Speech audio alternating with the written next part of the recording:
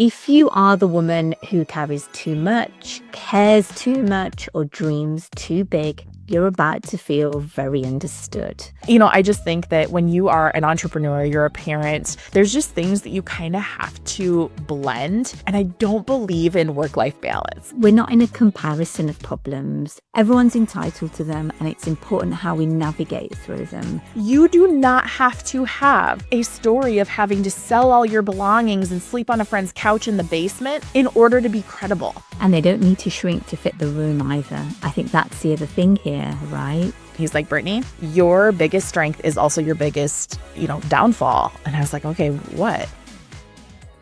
Welcome to the Trailblazers, the space where high-achieving women finally exhale and feel deeply understood. We are Brittany Anderson and Disha Solanki, two leaders who have built, scaled, exited, and supported multi-8 and 9-figure companies while carrying far more than most people ever see. Here we go where most conversations stop. The burnout, the pressure, the ambition, the identity shifts, the invisible load, and the moments you almost quit. This is where the real story begins. Trailblazers. So today we're going to go deep with the woman who looks like she has 10 clones and still manages to show up like she slept 8 hours. Yep, she does, even though we both know that she didn't.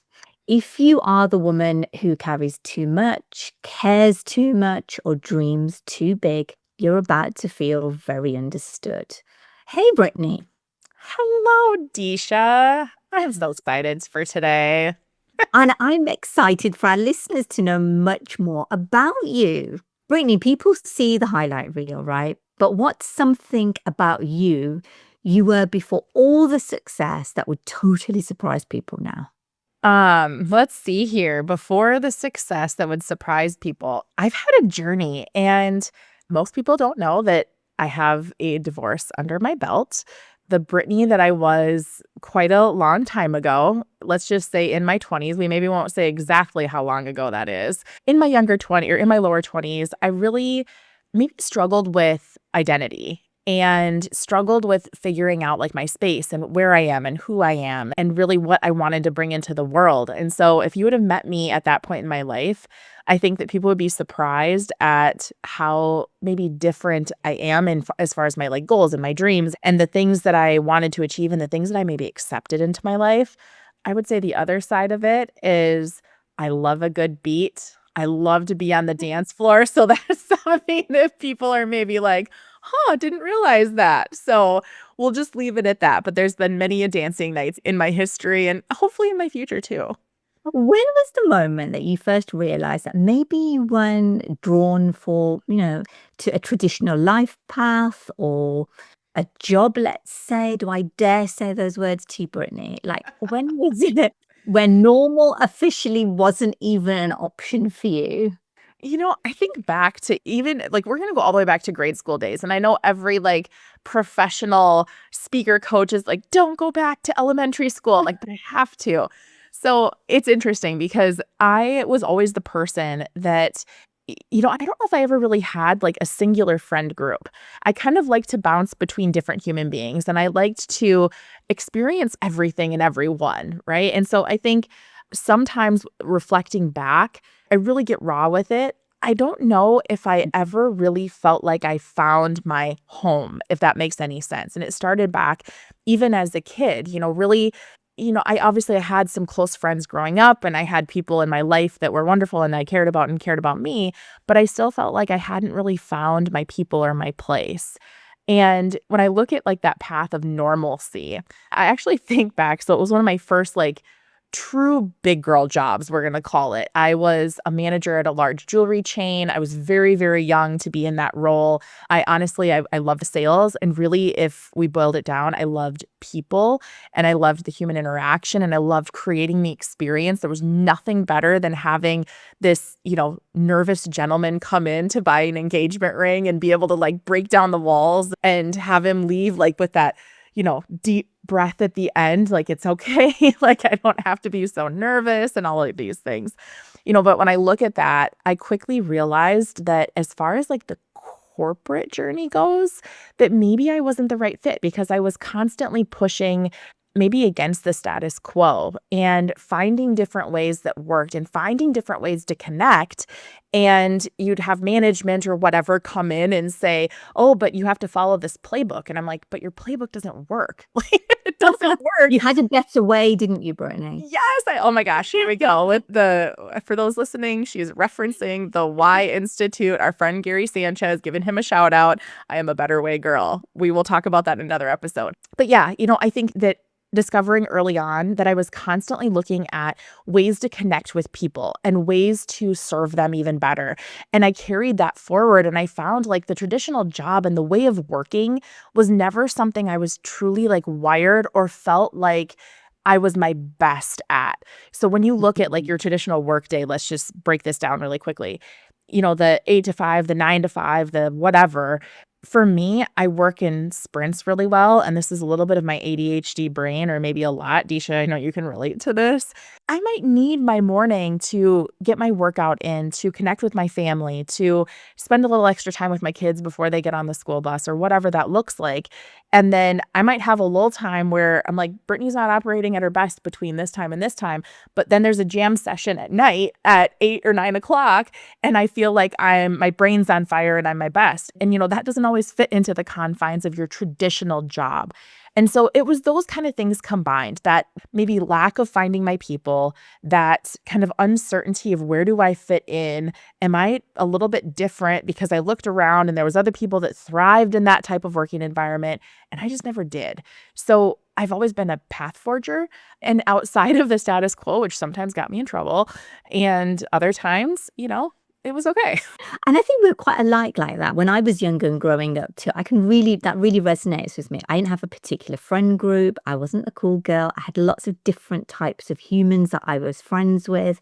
And actually, I really liked it. I don't know if they all would have got on with each other independently without me, but it worked well for growing up. And I'm still like that, I think. I can't say I'm ever guilty of just being like a group type person or anything like that.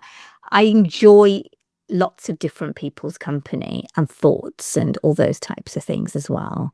Yeah, it's that craving for, and this is maybe not the right word or politically correct, but craving for diversity, right? Like I love seeing people's different inputs, and I'll be real, like some of the crowds that I would hang out with or even associate with at much, much younger years, people would maybe be like, really, Brittany? Like, really? Like, there's some troublemakers in there. There's this. And it was like, well, it doesn't mean that I'm doing all of the same things. I just love to understand people and really observe people. And that sounds probably really creepy for people listening in. But just being able to understand and, like you said, to see perspective. So I think that was a great way to say it. If your younger self could see you today, what would she roll her eyes at and what would she be proud of? This is such a fun question. So I think my younger self would probably roll her eyes at, I think she'd roll her eyes at some of the things that I complain about today. I grew up in a single parent household. Parents lived 1,800 miles across the United States from each other. And there were definitely some tough times. I remember there was a period of time where I went through some really big like mental health struggles at a young age. I was like 11, 12 years old. And, at that point in life, everything feels so big and feels so real and so important, I guess you could say. My mom didn't have a lot of money growing up. I remember there was one point I was probably 8 or 9 years old, and I remember standing in our kitchen and I could see my mom's bedroom from there. And she was sitting there on her bed and she had like bills spread out everywhere and she had her checkbook open. And I remember her just crying. And, even at that age, I knew that she wasn't sure how she was going to pay all the bills. Like, how do I pay all of these at the same time? And so when I fast forward, and we joke about like champagne problems or things that, when you... It's a Netflix movie now, Brittany. I don't know if I should call that out, but it is. It's a Christmas movie. You might want to watch it. I feel like I need to watch this now. I was watching it. But I can't watch a whole movie in one sitting. So you might want to watch it or start it. Okay, that makes me very excited, especially this time of year while we are recording here. I am all in on that. But I think that honestly, like my younger self would probably roll her eyes and be like, oh, big deal, Brittany, like boo hoo, you have this problem. And I want to call this out though, that, Disha, you and I talk about this all the time, is I don't want to minimize that at the same time. So even though my younger self may be like, wow, your struggles are a lot different than maybe like what I grew up with or what I faced at that age, but it doesn't really minimize things going forward. So I want to call that out because I think that, as women, as we get more and more success, there might be people around us that would have that same eye roll. And we have to remember maybe that's their younger selves coming out.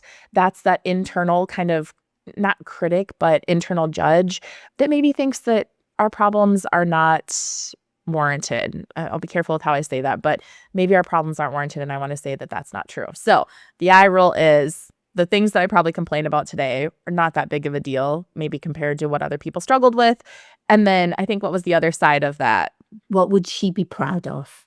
I think she'd be proud of where I am today. So the eye roll and the pride would maybe roll in together. I was not somebody that was I wasn't born with a silver spoon. I wasn't born into wealth or success or anything like that. Did I have loving people around me? Absolutely. But I've had to work really, really, really hard to get to where I'm at. And I've had to overcome some really big challenging things. I mentioned early on, I had a divorce at a super young age. I had some struggles with some really, really close family members that I don't think any kid should have to go through or young person should have to go through. And I think being able to sit where I'm at and, see the kind of mom and the kind of professional and the kind of friend that I am, I think that my younger self would just be like, okay, girl, you did it. You did the darn thing. And I would also say I'm listening right now to Edith Eger's The Choice, which is an incredible book for anybody who hasn't read it. And you know what? We're not in a comparison of problems. Everyone's entitled to them, and it's important how we navigate through them. And we don't sit in them for as long as, or we find action, or we work through it with some action too, right? So I'm going to move us to a little bit of a funny question, I hope. What's your funniest or most ridiculous female business owner meets mom life that meets a human meltdown moment? Oh man, the meltdown moment, the mom, the professional, all the things. First of all, I can count on so many times. Like, let's just say this, when you have a home office, you have other human beings that live in your house. There's things that can definitely come up. I think, one of them might have been, Disha, you and I in strategy discussion and all of this. And my son, youngest, bless his heart, he is my little Sour Patch Kid. I'm pretty sure he full on decided to give me a little smack at one point in time because he was so mad. And it's those things that I'm like, did that just happen? And then off he darts because he knew he was dead meat. So, there's those times where your kids pop on screen and maybe have some behavioral things and you're dying on the inside and whatever. Honest to goodness, I think there's so many different examples of where the things that you expect or that you want to happen and the reality that is can be totally different. I think about even, and this is kind of that overcoming the hot mess or overcoming potential meltdown. So one commitment that I've made as, an entrepreneur who there's a lot of opportunity out there, I do some speaking too. And so there's travel, there's, things that come up, there's opportunities that shine, et cetera, and so forth. So this was going on a couple years ago now. I had always said, I will not travel. It does not matter the opportunity. I will be around for my kids' birthdays. It is 3 days out of the year. I have 3 children. I won't go anywhere. Well, I got asked by a gentleman that I know to come speak to his amazing entrepreneurial community in Lake Tahoe, California. And I was like, I cannot turn this down. This is such a great opportunity. And it was just at a perfect time and all these great things. So I decided that if I was going to do this, it happened to be over my oldest daughter's birthday. So instead of having a meltdown disaster where I had mom guilt for, how many years, because kids have a way of just making you feel real guilty sometimes, I decided to make it into a birthday celebration and took her with. And It was hilarious. So this isn't necessarily like a hot mess meltdown moment, but she was my photographer. Homegirl was laying on the ground, like as I'm on stage. I look over and she's like on the ground trying to get a certain angle shot. Mind you, she's 10 years old at the time. Trying to get like the perfect angle shot. Like she had people just cracking up in there. She would not come on the stage no matter what I did or how I tried to persuade her. She was not about that life. She wants to be the background girl, the support. And so it was such a perfect representation of, I mean, it was kind of chaotic. We were driving through like avalanche warnings to get to this location. The location itself was beautiful, but it was such a crazy experience, a crazy whirlwind. It was kind of last minute as far as like the booking and the travel goes. But, I just think that when you are an entrepreneur, you're a parent, there's just things that you kind of have to blend.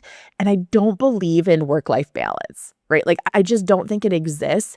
I believe in work-life integration. I think that if you're doing it right and you're playing it right, that it should just be life. And you get paid to do really great things that you're really, really good at. And you can also be a mom or a significant other or an auntie or, whatever that looks like. And I just think that there's this harmony moment. And sometimes it's messy and it's weird. And your 10-year-old is on the ground taking pictures. You just roll with it because it's just life. That is all that it is. It is just life. And you can be proud of each other. I bet you were proud of her for being proud of you as a mom. That's the truth of it. Yeah, it was. And she is wired so much like my husband. She's a little bit more like reserved or kind of stoic. Like she's a dancer too, which is just crazy that she can get on stage and do her thing and shine. But in her normal personality, like she's just a little bit more reserved. And if you can't tell by now, I am definitely like the hand talker and the loud and the all over the place and whatever. So she puts me in check. But I got to see her kind of in her own zone. And when you get to see yourself through your kids' eyes, and that gets me a little emotional, when you get to see them be part of what you've worked so hard for, man, is that a feeling? That is a feeling that nobody can ever take away from you. So if you're listening to this and you haven't tried to blend, your kids and your family and all of that into the work that you're doing, man, there is nothing greater and there's nothing more fun than to experience that together. Sounds beautiful what you created. And I hope you have many more beautiful moments like that. Not too often, because I know what it's like to have children with you 24/7. So, Brittany, you've rebuilt your identity a number of times now. What are you craving more of right now? And what are you absolutely done tolerating? I read a quote recently. When I say recently, probably about a year ago, but it was all about how, the biggest growth or the biggest opportunities, it's not from saying no to the things that you don't want to do, right? We hear that all the time. We hear about, don't play small. You need to continue to upgrade and live into your greatest potential. Only do the things that you're exceptional at. We've heard that preached 25 different ways. But what the quote directed to was that the power comes in saying no to the things that you do want to do or that you have an interest in. I had a mentor years ago look at me and tell me, he's like, Brittany, your biggest strength is also your biggest, downfall. And I was like, okay, what? And he's like, you get so excited about the work that you do, the people that you serve, and the visions of the people that you serve, that you take them on as your own. And he's like, and you're never going to get to where you want to go if you keep doing that. And I was like, oh my gosh, like it was a punch in the gut, but it was so true. So when I look at my own, call it like next level, it is the sloughing off. Like there are so many things I have interest in and so many things I see potential and opportunity with, but I am learning I am only one human. And, the intro about like Superwoman and the clones and never looking tired. I mean, I definitely do look tired. I definitely do look tired sometimes where those bags are under the eyes and the makeup is not done and the hair is not washed and all of those things. But I'm just learning that like really honing in on where I can make the biggest impact and where I can truly show up and serve, like that is my next level growth. It's more peace, it's less chaos. And as far as the things that I won't tolerate, the biggest thing is I've really taken a hard look at relationships in my life. And I've taken a hard look at maybe what served me in the past and that doesn't anymore. And so I am not willing to tolerate, when I look at negativity, and I don't mean like people who are just kind of grumpy or whatever, like whatever, we all get that way. What I really look at is, are people not growing? Are there people in my life who are not growing into their fullest potential? Or are they holding on too much to the past? Like I get bogged down with that and I can't be around that a lot. And so that's a big decision for me of no tolerance. The other thing too is this is more like introspective, but I'm done with my own excuses. Whether it comes to business, to my health, all these things that I keep like putting a back seat on, like I'll get to that. I'm just done with my own BS. I'm done with my own excuses. And that's the kind of thing that I think is really going to allow me to get to my next is by just saying, you know what, Brittany, you're going to make time to work out and you're going to make time for you. And if other things have to take a back seat, tough. Like make cooking more efficient, cooking healthy foods. Disha, I have leaned on you so much because this woman right here is so wonderful at preparing healthy, nutritious meals for her family and making it super intentional and part of just the daily routine. And that is something I feel like when you're an entrepreneur, you got multiple businesses.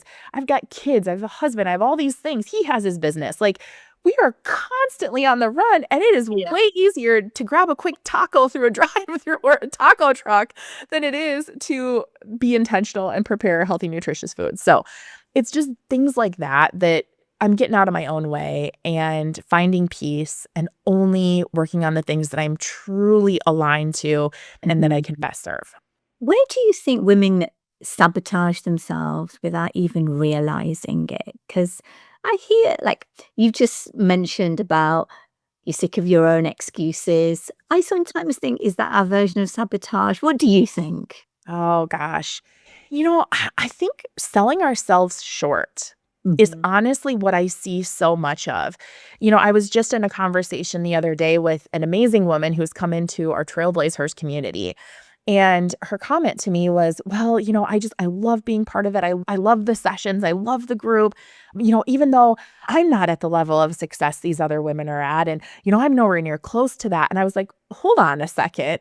I'm like, you turn over an amazing business and you are so talented and so, innovative in your space. Like, we are not doing that. Like, we are not saying those things out loud because you are so capable and you are so talented and so incredible and you have so much to offer. So I think that there is that hesitation or that reserve. The other thing, Disha, you and I have talked about like this topic, let's just say before, where we'll find women that will hesitate to step into a space that forces them to really level up. Like I think about some of the masterminds that both you and I have been part of over the years, where you walk into the room and you like cannot help but have imposter syndrome, where you're walking and you're looking around and you're like, oh my gosh, like these people have created so much success. Some of these people I've even like followed or taken their advice on things. Like they're a mentor and they don't know that they're a mentor, but they are. There's somebody that I've looked up to and put into practice their stuff. And I think for some women, they'll find reasons to step out of that space or not lean fully in and not just show up completely authentically as who they are. Short story, I've done that. And now I think because I have been that woman in the past, I notice it more in others, where you walk into a space and you kind of shrink, where you like make yourself smaller because you're intimidated, because you don't want to come across as, whatever, too bossy or too in your face or whatever. And you end up holding back. So I think that is really where I've seen successful women that should be shining bright and leaning in and offering their expertise where they've maybe kind of shrunk a little bit. And they don't need to shrink to fit the room either. I think that's the other thing here, right? Just show up as themselves and they're good enough. Yes. And that good enough, I think, is something that can't be stressed enough. Like, you are great as you are. And you know what? you have even more potential and more growth. And I think that, anybody listening to this, if you are at this point in life where you're maybe considering what's your next, or you're considering transitionary period, or, what do I really want to do? What am I capable of? Do I really want that? It's like, well, girl, you probably want more money and you probably want more opportunity. And, that's okay. It's okay to want those things. And it's also okay to want peace at the same time. What's the most overrated piece of advice that women receive, do you think? Oh my gosh. There's so much. There's so much. I gotta pick on, okay, so I'm gonna get so much hate for this, I feel like. It's the whole the 5 a.m. club thing. Can we just stop? Let's just stop with this, okay? And I'm gonna say it blends with that and the hustle culture. We are told by very successful, let's just call it, outwardly successful people that are maybe they have some fame or they have some accolades or whatever. We're told get up earlier than anybody else, do more in a day than anybody else is going to do. Because we don't do enough at the end of the day. I don't know if you're aware of that. And we don't wake up early. And Brittany, you know this because you've got younger kids. I mean, mine are at the other end of the spectrum. They don't go to sleep early enough. But I'm sure you don't want someone to tell you to wake up earlier and add more to your morning. No. And, it kills me because it's get up even earlier, do all the things, work longer than anybody else, make all these sacrifices. And I'm just going to say this. You do not have to have a story of having to sell all your belongings and sleep on a friend's couch in the basement in order to be credible. I'm so tired of those rags to riches stories. And half of them are made up. I'm just going to say this out loud. They are made up, or they're fabricated to be way worse than what it actually was. And so I feel like you don't have to follow what everybody tells you is the path, or what the gurus, I will say is the path to success. I believe if you operate better by sleeping in a little bit longer than 5 a.m., that's not a success death sentence. That's just human wiring. And if you don't want to work 16 hours a day, that's okay too. You can still generate great success by being really intentional with how you spend your time, with where you invest as far as the rooms that you're in, the people that you put yourself around. It does not have to be a crazy hustle culture rat race. And I just think that needs to stop. And I will say this, there are some amazing, incredibly talented men out there who have generated some great success. And there's a lot of those men that have, let's just say, put out productivity tools or productivity, planners or methodologies or whatever, things that you can use to set you up for a successful day. There are many pieces of it that are great and that are wonderful when applied correctly. But a lot of these human beings are either single, they maybe don't have families at home, maybe the business is their sole focus. And so when you're building something and you have a certain lifestyle that is maybe different from what I have, or Disha, you have, or the women listening have, it's really hard to build off of something that is not built for what is practical and reasonable for our lives. So I just have to call that out. I think that there is advice out there that is very well intended, but it's not the cookie cutter mold.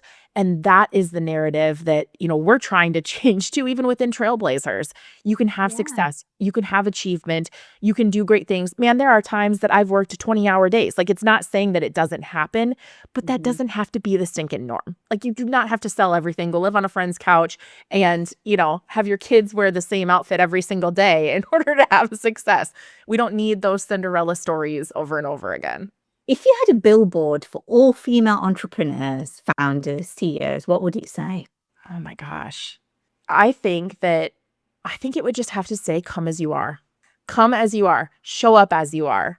And that's good. What did you just say before, Disha? It's good enough. And this would be a very long-winded billboard, but it's just showing up as authentically you, and you are great as you are, and you are doing all the things, and you are incredible, and you've created such great success. So just show up as you are, come as you are. And I think that is the best representation of successful ownership or successful business ownership for female founders, CEOs, and entrepreneurs, is just be you. and don't try to be anything else. Thank you for today, Brittany. It's been lovely to get to know you more.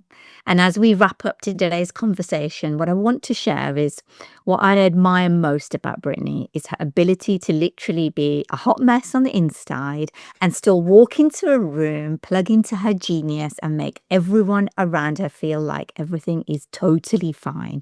I admire how she can hold big vision and raw vulnerability all at the same time. And she'll talk strategies, scaling, wealth, all in one breath sometimes.